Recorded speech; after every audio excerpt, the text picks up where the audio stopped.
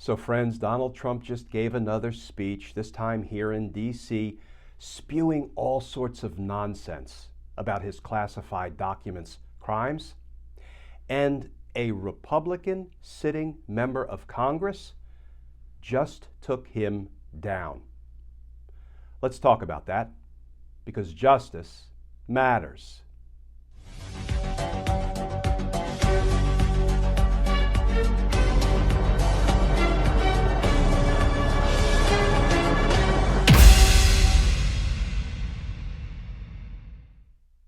Hey all, Glenn Kirshner here. So friends, Donald Trump just gave yet another speech, this time in my backyard, figuratively speaking, here in Washington, D.C. He gave a speech to a group called the Faith and Freedom Coalition. Well, freedom unless you're a woman who wants to make her own reproductive health decisions. Maybe the group should call itself the Faith and Freedom-ish Coalition. Hell, why don't they just call themselves what they are? The Faith and Subservience Coalition.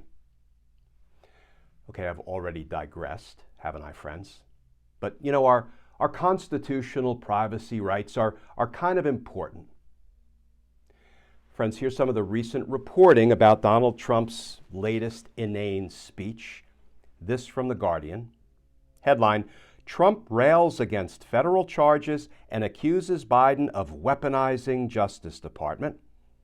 And that article begins, Donald Trump has derided the substantial federal charges against him, downplaying the numerous legal threats he faces while attacking Joe Biden for allegedly having weaponized the Department of Justice for political gain. Speaking on Saturday at the Road to Majority conference in Washington, hosted by the right-wing evangelical Faith and Freedom Coalition, Trump said he considered each of the two indictments he has received so far to be a great badge of courage. In his Saturday speech, Trump attempted to argue that the Presidential Records Act of 1978 made his retention of classified documents legal, even though he has actually been charged under the Espionage Act. This quote from Trump, quote, whatever documents a president decides to take with him, he has the absolute right to take them, Trump falsely claimed. Okay, friends, I'm going to do something a little unusual. In fact, I don't think I've ever done this before. I'm going to let a Republican sitting member of Congress take this one. I'm going to let him speak for me without editorial comment. This from The Hill. Headline, House Republican says Trump should not have kept classified documents. And that article begins, Representative Don Bacon, Republican from Nebraska, on Sunday said former President Trump should not have kept classified documents at his Florida residence after his term in the White House ended, despite the former president's claim that he had a right to keep them. This from Representative Bacon. Quote, we don't have a right to take top secret information to our home. I've dealt with top secrets since I was 22 years old, in the military for 30 years, and now in Congress.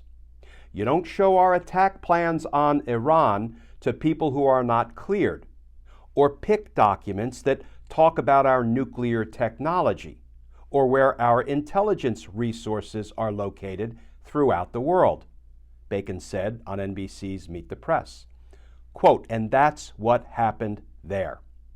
And when the government asks for them back, you give them back. And if you deny having them, but you have them, those are crimes. Close quote.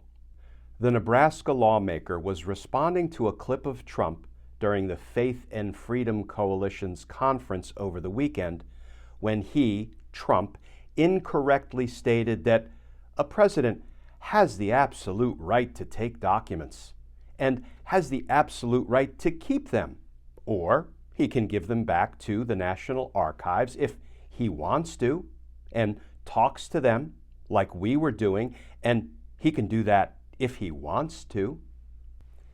Now, friends, I don't know anything about Nebraska Representative Don Bacon. I don't know how his constituents feel about him. I do know he retired from the Air Force as a brigadier general, and I thank and honor him for his service. And I also know that he's dead right about Donald Trump being dead wrong. And Republicans, particularly current members of Congress, being willing to stand up and scream that from the rooftops, like justice matters. Friends, as always, please stay safe, please stay tuned, and I look forward to talking with you all again tomorrow.